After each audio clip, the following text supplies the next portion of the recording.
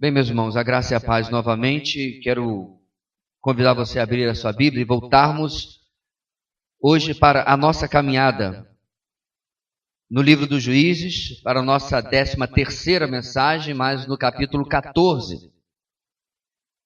Caminhada no livro dos Juízes, cujo tema principal, o tema geral deste livro é o abandono da aliança com Deus diante da ausência de uma liderança piedosa gera repetidas quedas em crescente declínio espiritual.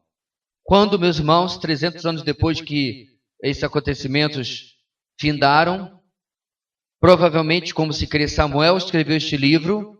O objetivo dele era alertar a geração que iria receber agora uma nova forma de governo, a monarquia, de que houve um tempo aonde líderes, ou a falta de líderes piedosos, e a falta também de um povo que buscasse ao Senhor, causou grande estrago no povo de Israel. O tempo dos juízes. Um tempo caracterizado, irmãos, por ciclos de quedas, ou seja, ciclos viciosos e repetitivos, de abandono da vontade do Senhor, de busca de falsos deuses, e, consequentemente, a perda da bênção, da proteção do Senhor, a vinda de um ou outro povo que os oprimia, e aí, finalmente, às vezes, depois de muitos anos, eles se voltavam novamente para o Senhor, Deus levantava libertadores, os juízes,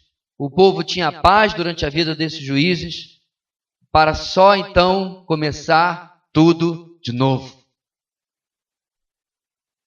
E é muito interessante, meus irmãos, isso, porque muitas vezes, de forma micro, de forma pequena, nós experimentamos ciclos repetidos de desobediência na nossa vida. Nós também falhamos em aprender com os nossos erros. Se eles falhavam em aprender com os erros da geração anterior, ou de outras épocas da sua história, nós às vezes falhamos em aprender com a nossa própria história. Na semana retrasada, porque tivemos a interrupção pela ocorrência da nossa conferência de exposição bíblica, que a propósito foi uma bênção, nós havíamos começado a ouvir sobre a história de Sansão. Se bem que ele praticamente não aparece no capítulo anterior, apenas é narrado o seu nascimento. Mas antes nós vimos como Deus levou aquele casal a ter o filho e disse que este filho seria consagrado ao Senhor numa consagração chamada de Nazireu, ou Nazirenato. Uma consagração que geralmente era por um tempo, um ano ou algo assim, em que alguém se consagrava de maneira especial a Deus e se abstinha de diversas práticas. Mas no caso de Sansão, foi avisado aos seus pais que a sua consagração seria desde o seu nascimento até a sua morte. Isso é muito importante, irmãos, porque nós vamos ver como que esta consagração, ou a não vivência dela, aponta para o declínio espiritual na vida de Sansão. E hoje, meus irmãos, a palavra de Deus vai nos ensinar, portanto, através da vida de Sansão, no capítulo 14, a seguinte grande ideia. As crescentes falhas espirituais denunciam o declínio espiritual. As crescentes quedas, pequenas falhas circunstanciais na vida deste homem, na nossa vida, denunciam o declínio espiritual. O que eu quero dizer aqui, meus irmãos, é muito difícil que alguém um dia seja um campeão, um herói espiritual, e no outro dia esteja na sarjeta espiritual. Não é assim que acontece. É geralmente, meus irmãos, uma sucessão de más escolhas, que nascem, é claro, de um coração que já está buscando essas más escolhas, e aí finalmente um dia a casa cai. Bem, literalmente no caso de Sansão, mas isso é coisa para uma mensagem mais para frente. O que me chama a atenção, meus irmãos, é que Sansão recebe de Deus uma capacidade que ninguém no Antigo Testamento recebeu. Ele talvez tenha sido a primeira ideia do que é alguém com habilidades, um super-herói.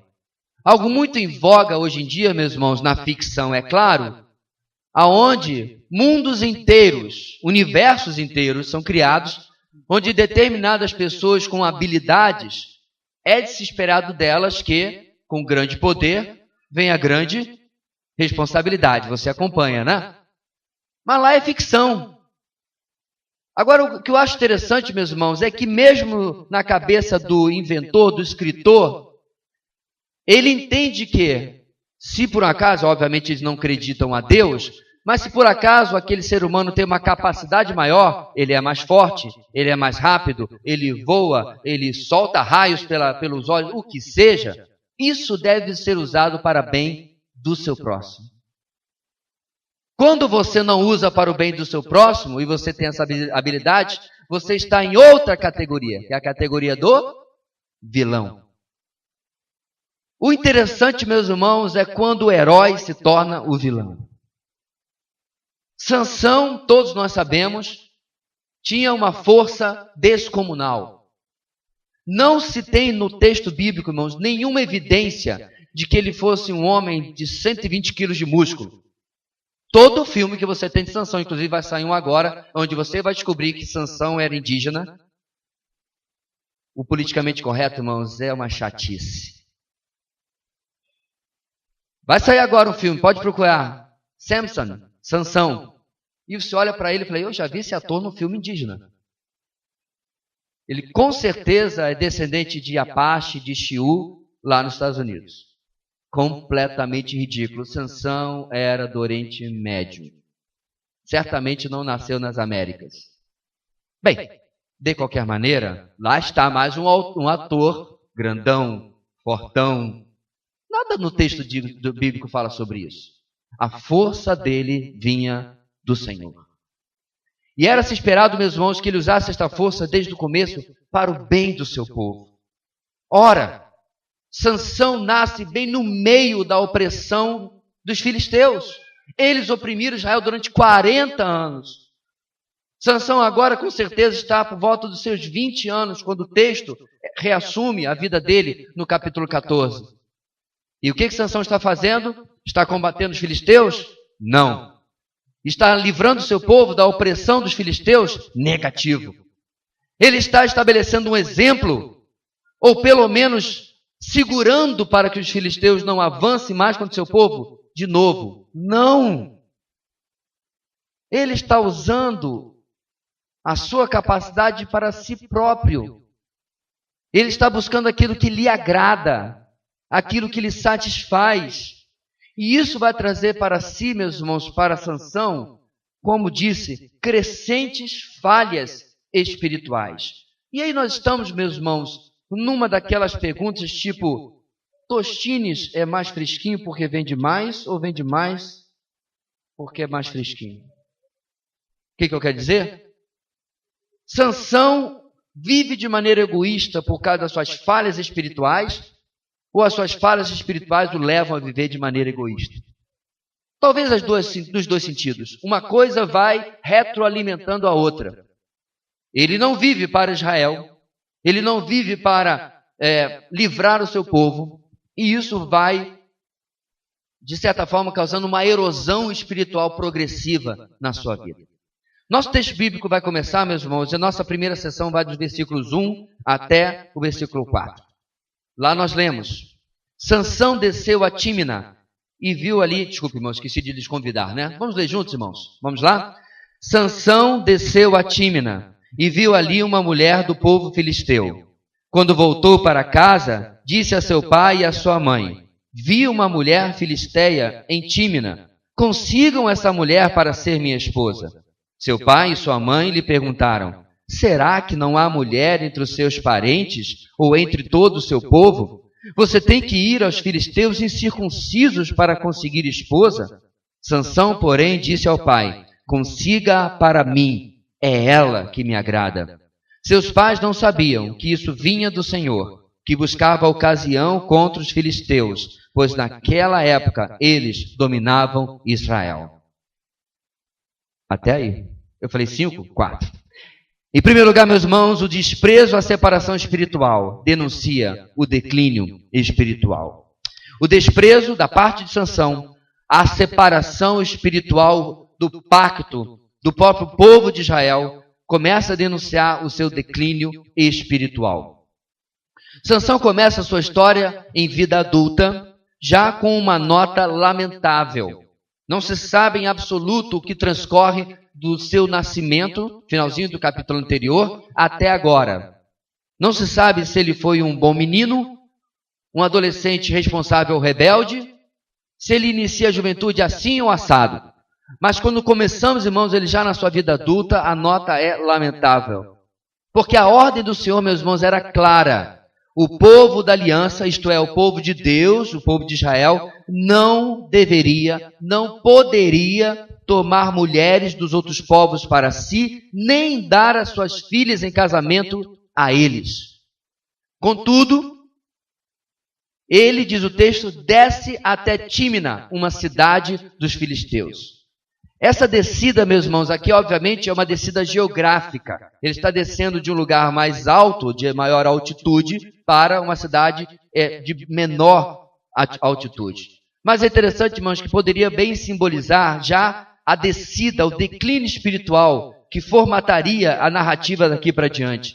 Ele não está apenas descendo até aquela cidade, ele começa a descer nos seus padrões da separação espiritual que ele tanto deveria prezar.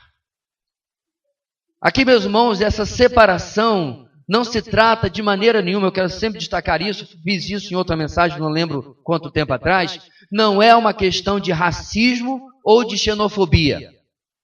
Não é que os israelitas se achavam a única raça pura ou especial. Qualquer pessoa de outra nação poderia se casar com um israelita se participasse da aliança. A prova disso é que na própria genealogia de Jesus, o Messias, nós temos Raabe, que não só era de Jericó, mas era, antes de pertencer ao povo de Deus, é claro, de uma profissão um tanto quanto suspeita. Nós temos Ruth, a moabita, mas ela faz um casamento com Israel através da fidelidade à sua sogra. O teu povo será o meu povo e o teu Deus será o meu Deus. É engraçado quando o pessoal usa esse versículo em casamento, né? Tem nada a ver. É a declaração de amor de uma nora à sua sogra. A declaração de lealdade, de fidelidade. Mais adiante, Ruth se casaria com Boaz, que viria a ser antepassado do rei Davi e, portanto, antepassado de Jesus também. Então, irmãos, não tem nada a ver com racismo. Qualquer pessoa, branco, preto, amarelo, cor-de-rosa, azul, não importa, se ele se convertesse à religião judaica, se ele entrasse no pacto, na aliança de Deus com Israel, ele poderia se casar ou se dar em casamento sem problema algum. A questão era espiritual. É isso, meus irmãos, que os pais quiseram dizer ao chamar os filisteus de incircuncisos, isto é, eles não estavam debaixo da aliança abraâmica. Foi por isso que eles chamaram os filisteus de incircuncisos, quando repreenderam, de certa forma, a Sansão. Isso nós encontramos, irmãos, em Deuteronômio capítulo 7. Lá nós lemos, versículo 1. Quando o Senhor, o seu Deus, os fizer entrar na terra, para a qual vocês estão indo para dela tomar posse, ele expulsará de diante de vocês muitas nações. Aí Deus faz uma lista. Os hititas, os girgazeus, os amorreus, os cananeus, os ferezeus, os heveus e os jebuseus. Pausa. Os filisteus, irmãos, não são mencionados aqui, porque eles só chegam à Palestina cerca de 50 anos depois que os israelitas já estão lá. Mas também estão incluídos qualquer outro povo aqui. Mas ele diz, no texto, são 7 nações maiores e mais fortes do que vocês. E quando o Senhor seu Deus estiver entregue a vocês e vocês a estiverem derrotado, então vocês a destruirão totalmente. Não façam com elas, presta atenção, tratado algum, e não tenha piedade delas. O texto continua: não se casem com pessoas de lá, não deem suas filhas aos filhos delas, nem tomem as filhas delas para os seus filhos. Por quê, irmãos? Porque Deus é muito ruim. Porque Deus é muito... Não, o texto explica. É tão interessante, irmãos, os críticos da fé judaico-cristã só vão até onde lhes interessa. Por que Deus age assim, meus irmãos? Todos esses povos listados eram povos extremamente malignos. Eram os povos que sacrificavam seus próprios filhos no fogo. Eram povos atolados na prostituição e na promiscuidade. Eram povos sanguinários.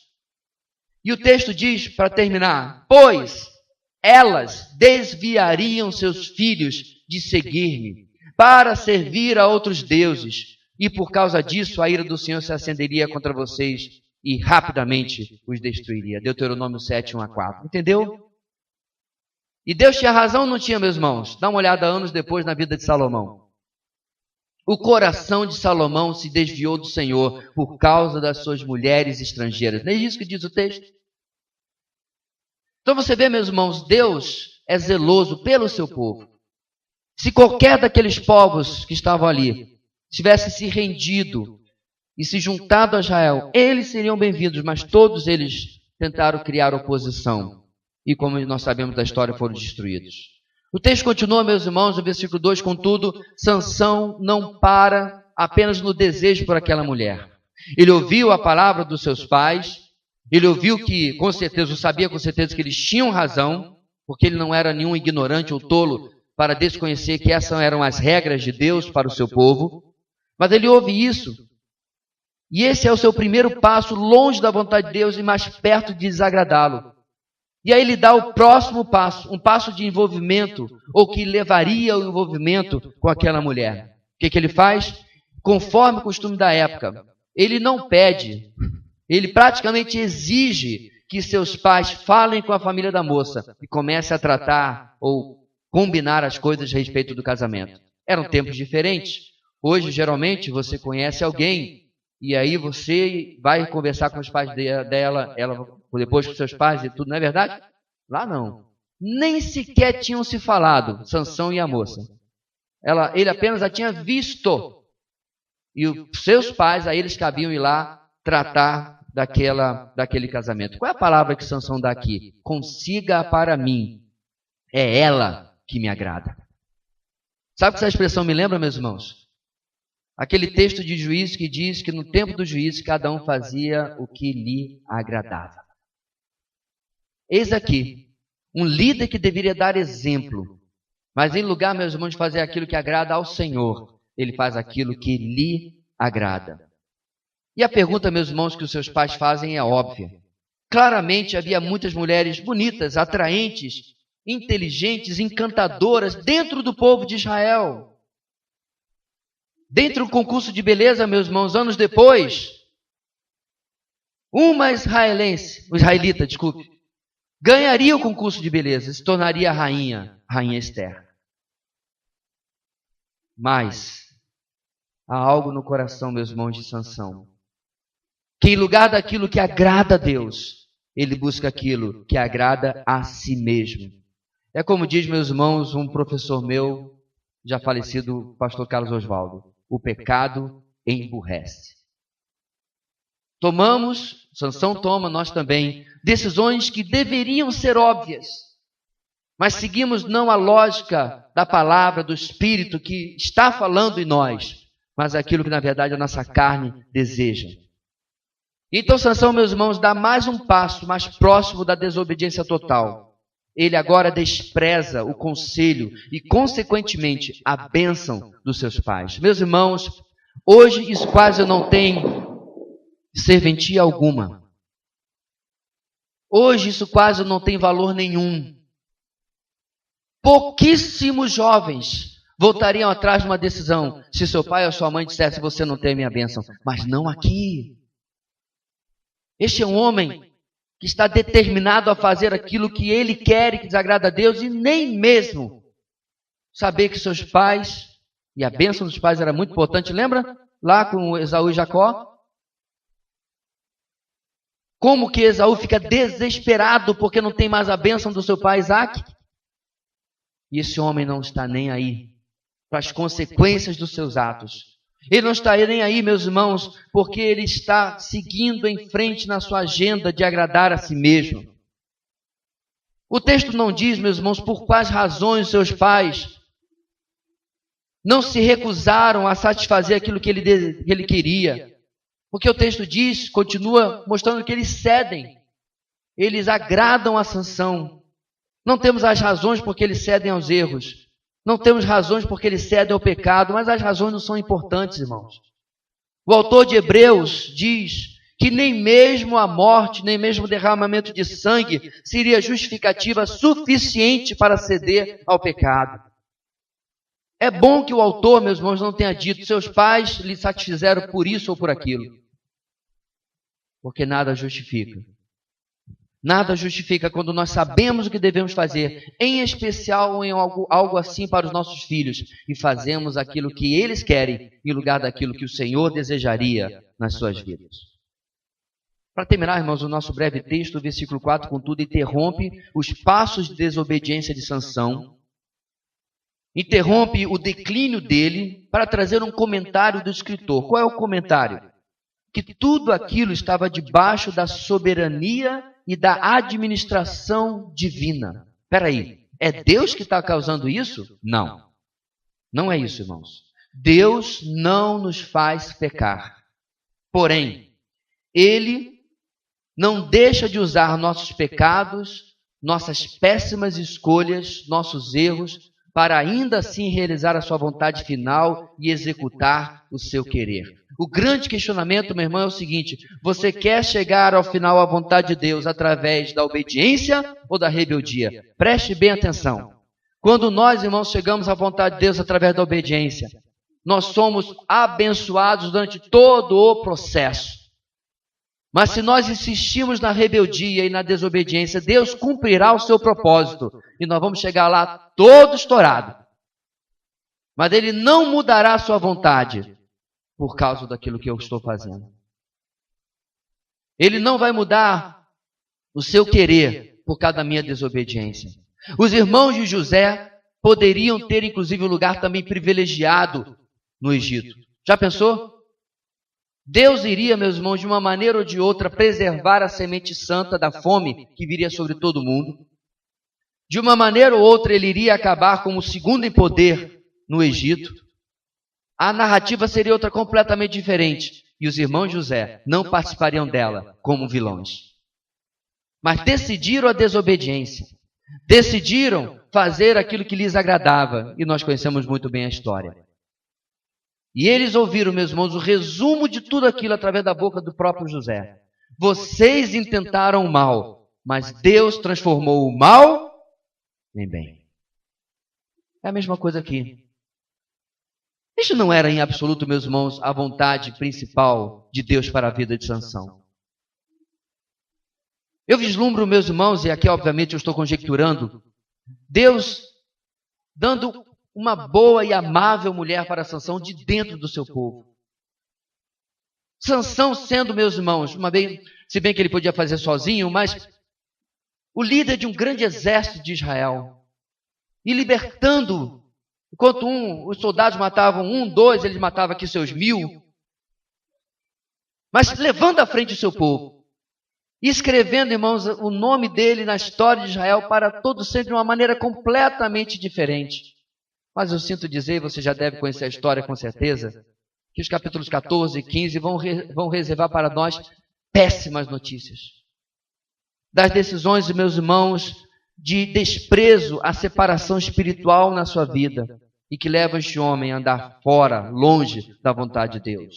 Ainda assim, Deus iria usar a série de passos errados de Sansão para colocá-lo em uma rota de colisão contra os filisteus e assim trazer ruína àquele povo que já estava oprimindo Israel há várias décadas. Antes de nós continuarmos no texto, Duas questões. Pais, papai e mamãe, qual tem sido a sua firmeza de posição nos confrontos de opinião com seus filhos? Será que ele tem lhe vencido pelo cansaço? Será que a insistência desobediente deles tem conseguido vencer a sua resiliência, para usar uma palavra da moda, a sua resistência? Tem conseguido que você comprometa princípios espirituais de separação dos hábitos e práticas deste mundo? É incrível, meus irmãos, como que muitas vezes pessoas que servem a Deus durante 10, 20, 30 anos, quando veem seus filhos tomar caminhos fora da vontade de Deus, mudam suas próprias posições. Tem algo errado que não está certo. O princípio bíblico, meu amado, que nós prezamos durante tantos anos, ele não se torna maleável só porque o meu filho não está seguindo aquele princípio. Ele não se torna adaptável porque o meu filho está seguindo outra questão. Se um filho nosso, meus irmãos, decide andar longe do caminho do Senhor, decide tomar atitude e tomar decisões longe da vontade de Deus, é nossa obrigação dizer: meu filho, minha filha, você está partindo do meu coração, mas pelo caminho que você está indo, eu não posso ir com você. Eu vou repetir, meu irmão, a sua paternidade e maternidade não são mais importantes do que o seu papel espiritual, como cabeça espiritual dos seus filhos. Não inverta as posições. Pastor, como é que é inverter as posições? Ano retrasado, nós tomamos conhecimento de uma igreja nos Estados Unidos, batista como a nossa, em que o pastor descobriu que o seu filho era homossexual. Em um prazo de poucos meses, ele começou a mudar o tom da sua pregação. E finalmente ele começou a argumentar que, dependendo da ótica com que se olha, este não é um comportamento pecaminoso. Eu só não sei qual ótica que você consegue folhear toda a palavra de Deus e conseguir justificar algo que a palavra de Deus não concorda. Mas não se engane, ele não concorda também com o comportamento promíscuo heterossexual. É tão pecaminoso quanto. Mas o que me assusta é o pastor de uma congregação e um pai de família mudar a sua posição, porque agora é em casa. É isso, meus irmãos, quando alguém coloca o seu relacionamento com Deus abaixo do seu relacionamento com as pessoas. Quando coloca o temor às pessoas, aos homens, como algo maior do que o temor a Deus. Seus filhos não precisam ser espiritualmente mimados.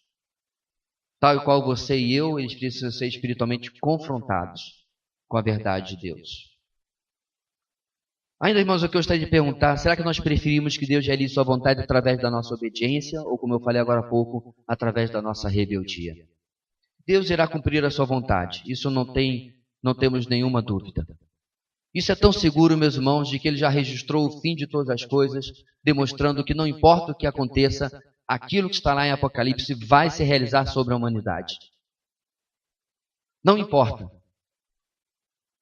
Alguém me disse certa vez, se por acaso eu estivesse vivo nos dias do anticristo, e eu tenho teologicamente certeza que não estarei, ou pelo menos quando ele estiver revelado, se eu me juntaria a uma resistência para assassinar o anticristo.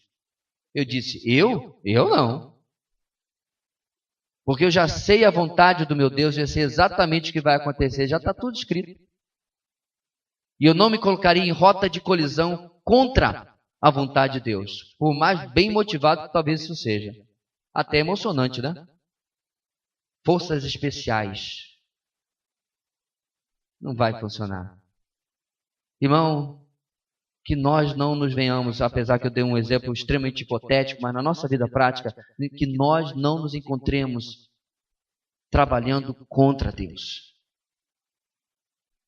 Não era absolutamente nada disso que Deus tinha para Sansão, mas é o caminho que ele escolheu percorrer.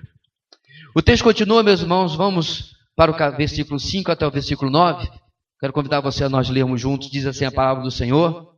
Sansão foi para Tímina com seu pai e sua mãe. Quando se aproximavam das vinhas de Tímina, de repente um leão forte veio rugindo na direção dele. O Espírito do Senhor apossou-se de Sansão e ele, sem nada nas mãos, rasgou o leão como se fosse um cabrito. Mas não contou nem ao pai nem à mãe o que fizera. Então foi conversar com a mulher de quem gostava. Algum tempo depois, quando voltou para casar-se com ela, Sansão saiu do caminho para olhar o cadáver do leão e nele havia um enxame de abelhas e mel. Tirou o mel com as mãos e o foi comendo pelo caminho. Quando voltou aos seus pais, repartiu com eles o mel, e eles também comeram. Mas não lhes contou que tinha tirado o mel do cadáver do leão. Em segundo lugar, meus irmãos, a palavra de Deus nos ensina esta noite que o desprezo à consagração pessoal denuncia o declínio espiritual. O desprezo à minha consagração, o meu compromisso pessoal com Deus, denuncia o declínio espiritual. Nos versos 5 e 6, nós temos aqui um parênteses muito importante. No caminho para Tímina, de alguma forma, Sansão entra em uma briga com um leão.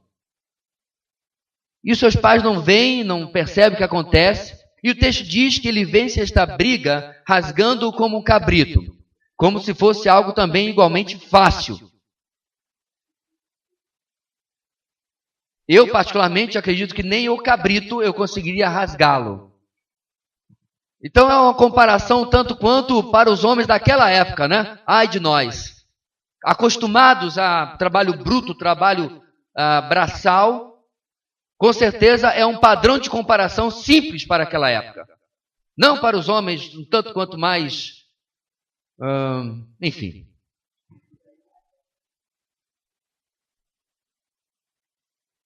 Menos, não mais, menos forte do que aquela época. Mas não deixa de ser, meus irmãos, uma cena impressionante. De novo, todas as ilustrações que eu já vi em todos os filmes e todos os livros infantis, lá está um homem, tipo Arnold Schwarzenegger, agarrado na boca de um leão enorme. Necessariamente ele não era assim. O fantástico, meus irmãos, é que Sansão provavelmente era um homem, como nos padrões da época, forte, mas era o poder do Senhor, era o Espírito do Senhor que vinha sobre ele. Ele conseguia fazer essas coisas. É o que diz o versículo 6. O Espírito do Senhor apossou-se de Sansão, capacitando-o a rasgar o leão com as suas próprias mãos. O detalhe interessante, irmãos, é ele esconder isso dos seus pais. Por quê? O texto não diz. Porque há um detalhe mais importante. Ele estava nas vinhas de Tímina. Eu não acho, meus irmãos, que é uma coincidência o escritor sagrado, Samuel, registrar isso. Porque Sansão, como nazireu, tinha as uvas e tudo relacionado a uvas completamente fora da sua dieta. Isso nós encontramos em Números capítulo 6. Ouça. Diga o seguinte aos israelitas: se um homem ou uma mulher fizer um voto especial, um voto de separação para o Senhor como nazireu, terá que se abster de vinho e de outras bebidas fermentadas. E não poderá beber vinagre feito de vinho ou de outra bebida fermentada. Olha agora, não poderá beber suco de uva, nem comer uvas, nem passas, enquanto for nazireu. Não poderá comer nada que venha da videira, nem mesmo as sementes ou as cascas. Nada. O que esse homem está fazendo no meio de uma vinha? Sabe o que isso me parece, meus irmãos? Aquela velha ilustração que a rainha, sabe lá Deus da onde, talvez da Inglaterra, queria contratar um novo cocheiro. E aí veio o primeiro para fazer um teste. E esse primeiro partiu com a rainha dentro da carruagem e na estrada tinha um despenhadeiro de um lado. Ele chegou muito perto do despenhadeiro. Determinado ponto, ele aproveitou uma pedra e plum, e foi só em 2 rodas. Demonstrando grande destreza. Quase dando um ataque cardíaco à rainha. Aí veio o segundo candidato. O segundo candidato ficou bem no meio da estrada, a uma distância equidistante da parede, da montanha e do despenhadeiro. Em um lugar seguro. numa velocidade segura. Qual dos dois você acha que a rainha contratou? O piloto de provas de dublê ou o que levava a carruagem com segurança? Com certeza, o segundo. Sansão me parece, meus irmãos, aquele crente imprudente que anda perto da tentação. Mas não é só porque ele foi nas vinhas de Tímina, mas por tudo aquilo que ele vai passar perto ou junto com os filisteus. Porque o verso 7 traz apenas aqui, irmãos, a informação de como Sansão seguiu em frente em seus passos de desobediência. O agir do Espírito do Senhor e as decisões de Sansão já trazem um contraste e levantam um questionamento sobre alguém que decide seguir sua vontade, mesmo sendo alvo constante da graça de Deus em agir em sua vida e em capacitá-lo. Ou seja, não está percebendo o que Deus está fazendo, não valoriza o que Deus está fazendo na sua vida. Ele quer ser aquele famoso crente Raimundo, né? Ele quer viver lá no mundo e quer ver também dentro da obra de Deus, dentro da casa de Deus. O problema, meus irmãos, é que uma hora a conta chega. E nós vamos ver isso na vida de Sansão. Por enquanto, os leões estão sendo rasgados. As vitórias estão se acumulando. Daqui a um pouco ele terá outra vitória, questionável, mas terá. Porque ele não está conseguindo entender que ele precisa valorizar a sua consagração pessoal. Por outro lado, ele a despreza. O verso 8 continua os passos descendentes de desobediência de Sansão. O tempo passa, porém ele não muda sua decisão, está seguindo para os dias finais antes de se casar com aquela filisteia. Uma mulher do mesmo povo que estava oprimindo Israel. Eu fico pensando, meus irmãos, o resto do povo vendo os passos de Sansão. Porque ele com certeza era conhecido e era admirado. E agora está tomando passos absurdos para eles. Mas não é apenas o casamento que é um novo passo de desobediência. Os versículos 8 e 9 nos trazem também um retorno àquele parênteses onde ele havia matado o leão. Um tempo passou e ele reencontra o cadáver do leão agora sendo habitado por um enorme enxame de abelhas e produzindo mel. E aí no verso 9, meus irmãos, Sansão desrespeita a lei de Moisés, a lei do seu Deus, e toca em um cadáver. Principalmente ele demonstra nenhum respeito pela sua condição de nazireu, isto é, de alguém consagrado a Deus, porque não apenas ele toca no cadáver, mas consome o mel que estava sendo produzido no corpo daquele animal. Qual era o problema, meus irmãos? Números 6, versículo 6. Durante todo o período de sua separação para o Senhor, não poderá aproximar-se de um cadáver. Ele não está nem aí. Regras? Eu sou Sansão. Eu sou poderoso. E ele tem um descaso, irmãos, ainda maior, com o agravante de que ele pega aquele mel e, sem dizer a origem, dá aos seus pais, que estão completamente desconhecedores dos seus fatos, e eles também, automaticamente, se tornam impuros. Você diz, pastor, mas não é importante? Não dá, irmãos, para nós colocarmos tudo aqui, mas uma pessoa cerimonialmente impura, é isso que nós estamos falando? Não estamos falando sobre o caráter, nem sobre o valor da pessoa. Cerimonialmente impura, não poderia participar das festas de Israel, não poderia fazer um sacrifício, não poderia participar de nada, enquanto não se purificasse novamente. E a lei já trazia o que ele tinha que fazer. Mas agora, meus irmãos, o pecado dos pais de Sansão tinham que cair na conta dos pecados involuntários, porque foi, na verdade, um desprezo pela consagração pessoal do seu filho, que levou seus pais a pecarem também. Amados, nós não somos nazireus, mas podemos e devemos nos consagrar ao Senhor. O que eu acho interessante, meus irmãos, é qual foi a última vez que nós tiramos um tempo para a consagração? Há um tempo atrás eu fui impactado com o, entre aspas, sumiço de um colega, e alguém colocou lá no grupo que nós pertencemos. Não, ele tirou um tempo para a consagração. Aquilo trouxe surpresa em todo o grupo. Ele conseguiu um sítio emprestado, foi com algumas mudas de roupa, alguns mantimentos e apenas a sua Bíblia. E eu me lembrei imediatamente, meus irmãos, de muitos e muitos anos atrás, quando um dos meus professores, meu discipulador e meu amigo pessoal, foi convidado para levar um curso de treinamento de líderes em Angola.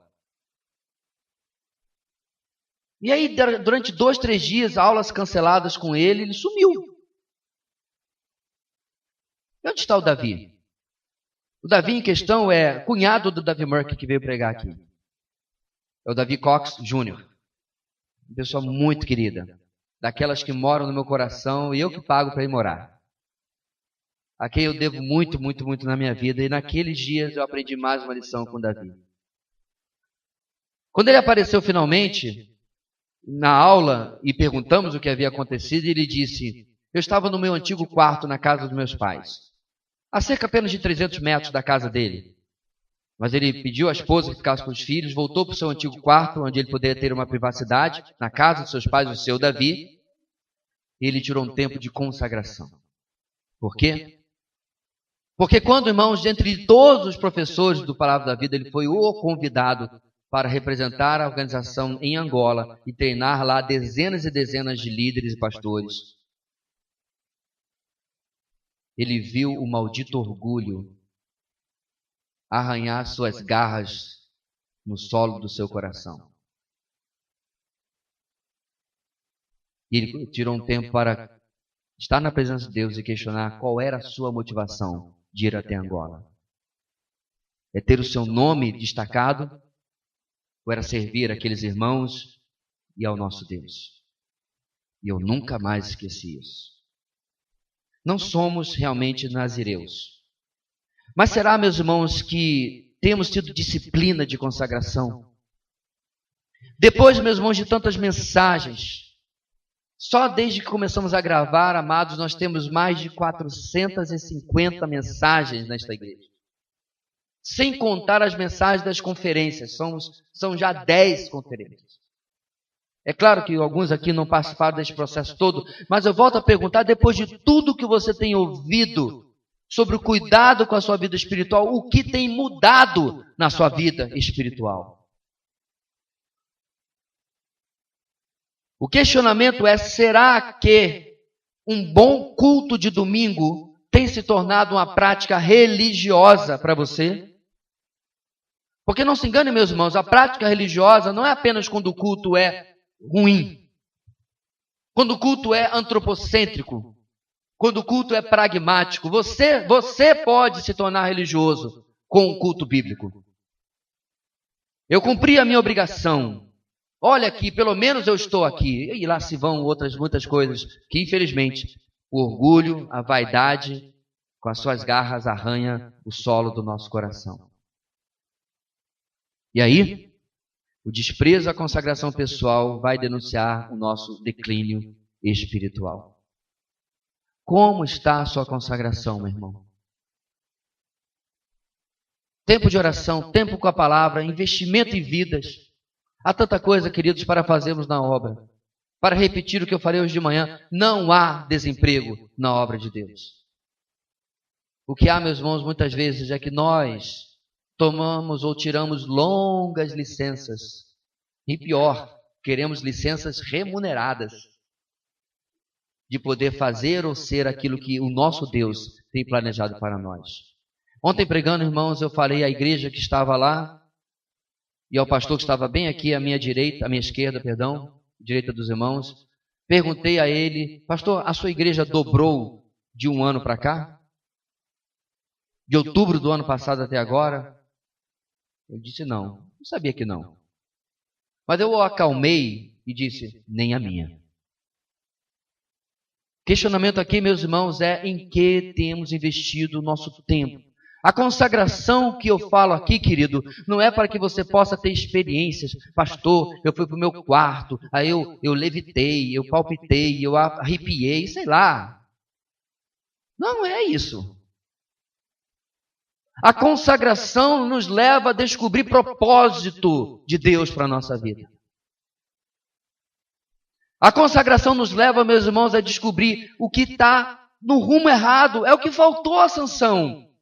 Se Sansão, meus irmãos, tivesse um tempo de consagração, fosse, por exemplo, um homem apegado aos profetas da sua época, não é verdade? Mas não, ele está perseguindo o rabo de saia no lugar onde ele não deveria, em lugar de estar se consagrando. O que acontece? Ele não vive os propósitos de Deus para a sua vida. Não falamos tanto, meus irmãos, que Ele é o Senhor da obra, o dono da nossa vida. Mas será que o nosso nível de consagração está suficiente para fazermos, vivermos e estarmos nesta obra como o chefe quer? Ou estamos seguindo a nossa própria agenda, nosso próprio querer? E eu gostaria de dizer que a coisa vai melhorar, mas não vai. Porque em terceiro lugar, meus irmãos, do versículo 10 em diante, nós vamos ver mais um declínio por parte de Sansão. Diz assim o texto bíblico, vamos ler? Versículo 10. Seu pai desceu à casa da mulher e Sansão deu ali uma festa, como era o costume dos noivos. Quando ele chegou, trouxeram-lhe 30 rapazes para o acompanharem na festa. Vou propor um enigma para vocês, disse-lhe Sansão. Se vocês puderem dar-me a resposta certa durante os 7 dias da festa, então eu darei a vocês 30 vestes de linho e 30 mudas de roupas. Se não conseguirem dar-me a resposta, vocês me darão 30 vestes de linho e 30 mudas de roupa. Proponha-nos o seu enigma, disseram. Vamos ouvi-lo. Disse ele então, do que come, saiu comida. Do que é forte, saiu doçura. Durante 3 dias, eles não conseguiram dar a resposta. No 4º dia, disseram à mulher de Sansão, convença o seu marido a explicar o enigma. Caso contrário, poremos fogo em você e na família de seu pai, e vocês morrerão.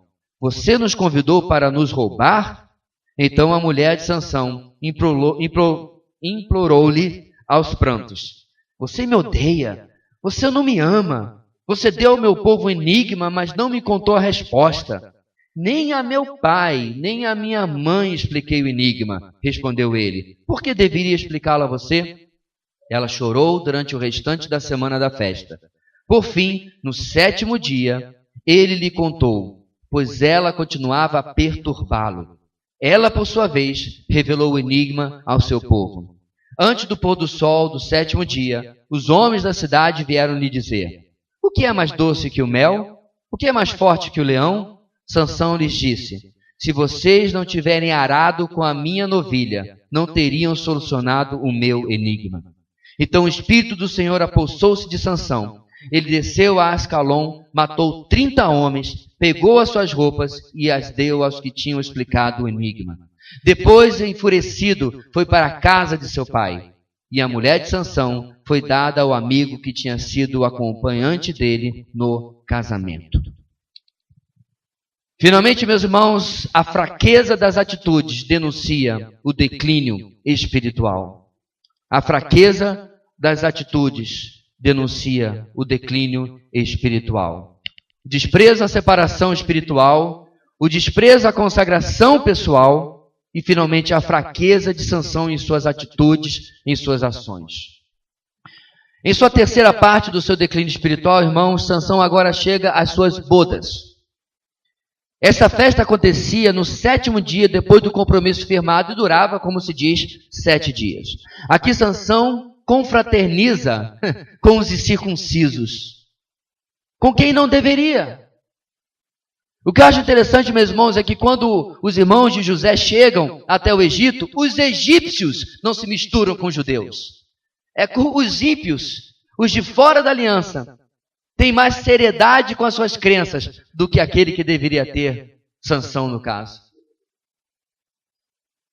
E não apenas isso, meus irmãos, mas é uma festa regada a muito vinho, novamente contrariando provavelmente a consagração que Sansão deveria ter. Versículos 11 a 14, as suas atitudes vão abrindo e abrindo mais espaço, até que logo lhe custaria muito caro. Ele é acompanhado de 30 companheiros de festa, que são providenciados pelos filisteus. Alguém já se perguntou, onde estão os amigos e familiares de Sansão nessa história? Onde estão aqueles que são povo de Deus? Eles não estão lá, meus irmãos. Se eles não foram convidados, ou se eles não quiseram nem ser convidados, o fato é que Sansão está cada vez mais envolvido, apaixonado por esta mulher, mas não só, mas por aquele povo, por aquela cultura, por aqueles costumes pelos que eles tinham que oferecer. Provavelmente trazer os seus parentes ou amigos judeus iria atrapalhar. Ele não poderia fazer o que ele queria. Seria, de certa forma, o estraga-prazeres. E o texto diz, então, talvez para animar a festa, mas eu acho, meus irmãos, em uma demonstração da parte de Sansão de superioridade, ele propõe um enigma. Vocês não vão acertar. Ou você conhece alguém que faz um enigma para ser acertado, apostando alto como ele apostou? Ele tinha certeza que ele ganharia. O enigma é simples. Nós que conhecemos a história, vemos como ele é simples. Do que come, saiu comida. Do que é forte, saiu doçura. Tal como hoje, meus irmãos, um leão é um dos animais mais temíveis no reino animal. E assim, meus irmãos, eles trabalham e buscam durante 3 dias para resolver. E por enquanto, meus irmãos, o orgulho de Sansão está intacto. Ninguém conseguiu. Mas no 4º dia, eles ameaçam de morte a esposa de Sansão, já é chamada assim, apesar do casamento não ter sido consumado, e a sua família. Como resultado disso, o que acontece, meus irmãos? E aqui vai uma grande lição para as esposas. Uma lição contrária.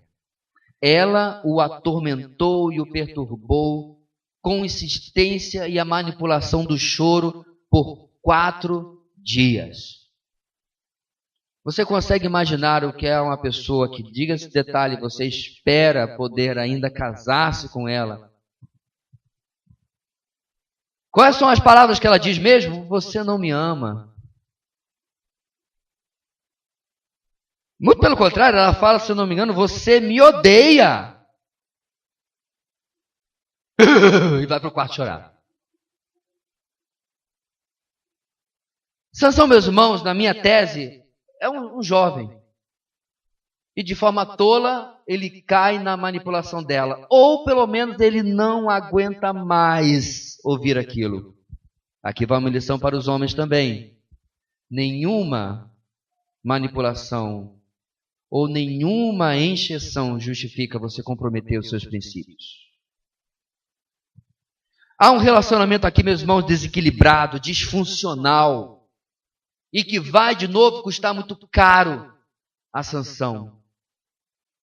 A sua fraqueza, meus irmãos, de propósito, nas suas atitudes, vai lhe custar muito caro. E ele finalmente cede, revela a ela a resposta e ela conta ao seu povo. Quando eles vêm, meus irmãos, já no apagar das luzes, já está no 44 do segundo tempo. É o final do 7º dia, o sol está se pondo. No costume do Oriente, esse é o final do dia. Eles dão a solução. É o leão e é o mel. O que é mais forte que o leão? O que é mais doce que o mel? Para nós que conhecemos a história, realmente, que enigma simples, né? Quando a gente sabe a resposta. Mas a resposta, meus irmãos, de Sansão, enfurecido, é muito interessante. Ele diz, se vocês não tivessem arado com a minha novilha, não teriam solucionado o meu enigma. Ao chamá-la de novilha, meus irmãos, ele estava ridicularizando-a. Ele estava diminuindo-a por sua deslealdade, por sua teimosia, sua falta de controle. Em Oséias capítulo 4, versículo 16, nós lemos, os israelitas são rebeldes como bezerra indomável. Como pode o Senhor apacentá-los como cordeiros na campina? Deveriam ser ovelhas, deveriam ser cordeiros, mas são como um bezerro, como uma bezerra indomável. É isso que ele está falando sobre a sua esposa. Ela devia ser submissa e leal a mim, mas ela se transformou em uma bezerra com a qual vocês araram. Talvez você esteja perguntando, pastor, mas ela foi ameaçada de morte.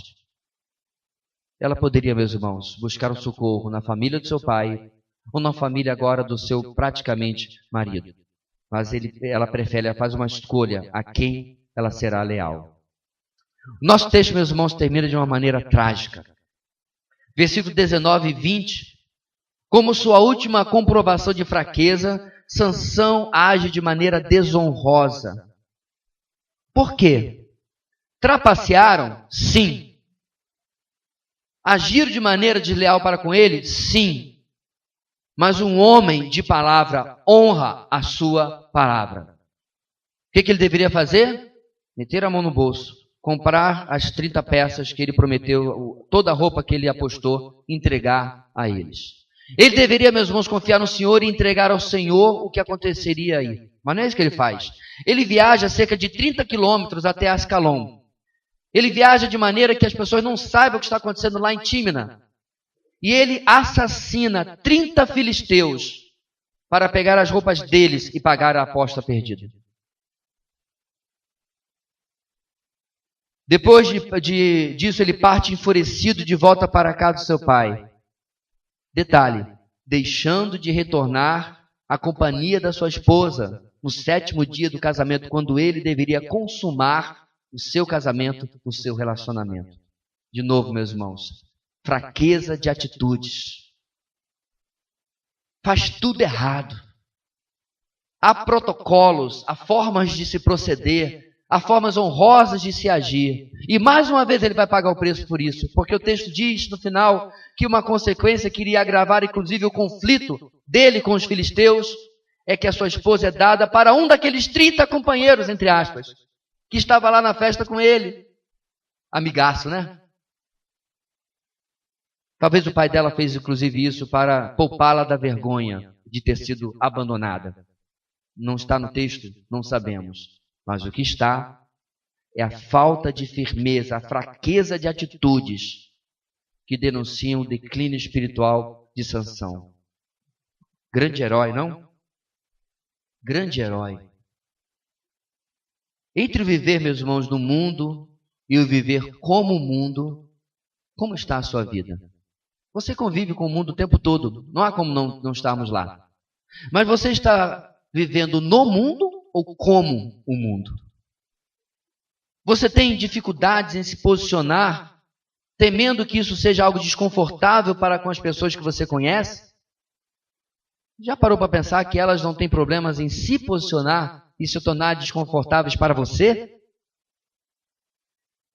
O mundo critica, meus irmãos, o tempo todo o modo de viver que chamam de retrógrado e conservador da moralidade da fé judaico-cristã.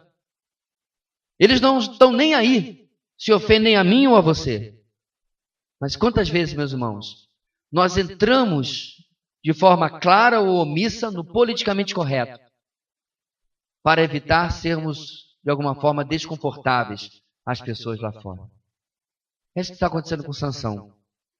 Ele está indevidamente apaixonado por um povo, por uma cultura e por valores que não são aqueles do seu povo, não são aqueles do seu Deus. As crescentes falhas espirituais denunciam o declínio espiritual. Meus irmãos, não somos heróis, não temos super habilidades, nem fictícias e nem geridas ou provocadas pelo Espírito Santo. Com certeza você só consegue fazer aquilo que o seu corpo realmente consegue fazer. Mas nós temos, meus irmãos, responsabilidades diante daquilo que o Senhor tem colocado na nossa vida. Como temos reagido? Temos uma vida de consagração onde se pode ver alguém que está sendo direcionado aos propósitos de Deus. Você tem se conformado àquilo que Deus deseja fazer na sua vida? Você tem, por outro lado, passado por cima desses princípios e propósitos para agradar as pessoas? Como tem sido o curso da sua vida? Sansão é retratado muitas vezes nas histórias para as crianças como um herói. Não há herói aqui. Ele, na verdade, meus irmãos, é mais um exemplo, ao contrário, negativo, de mais um juiz, que em lugar de viver e caminhar nos propósitos, na vontade de Deus, decide pela sua própria, decide por aquilo que lhe agrada. Por outro lado, meus irmãos, a palavra de Deus nos adverte: agrada-te do Senhor, e Ele satisfará os desejos do seu coração. Deleita-te no Senhor. Quando, meus irmãos, nos deleitamos, nos agradamos do Senhor, a vontade dEle passa a ser a nossa. E ela é boa, perfeita e agradável. Deus querido, ajuda-nos. Ajuda-nos a não sermos um clichê hoje em dia, de repetir e reproduzir erros já vivenciados por tantas pessoas, como, por exemplo, o homem deste texto bíblico de hoje. Ajuda-nos, ó Deus, a vivermos de maneira que lhe glorifica, vidas de consagração, ó Deus, tirarmos tempo do nosso lazer, do nosso descanso, para estar aos teus pés, estar na tua presença. Que não possamos, ó Deus, confundir os nossos afazeres, quer seja, ó Deus, profissionais, familiares ou até mesmo eclesiásticos, que não possamos confundir com estar com o Senhor, de andar contigo. Abençoa-nos, ó Deus, ajuda-nos nesta semana a viver desta maneira. É o que oramos, no nome de Jesus. Amém e amém.